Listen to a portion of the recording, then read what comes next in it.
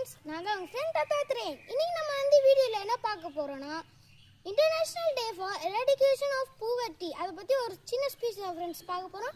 சரி வாங்க வீடியோக்குள்ளே போகலாம். International day for eradication of poverty is held annually on 17th October since 1993.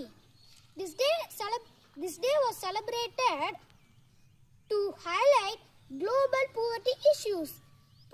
Poverty is hunger, poverty is lack of shelter, poverty is lack of nutritious food, poverty is unequal access of justice. The day is held to provide an opportunity to struggle of people living in poverty. This day is chance for the poor to make their concerns heard.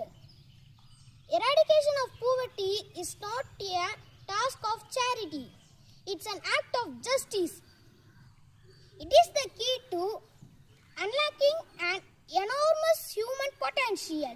Thank you to all. இந்த video உங்களுக்கு பிடிச்சிருந்துச்சுன்னா மறக்காம subscribe பண்ணுங்க. வாழ்க வளமுடன்.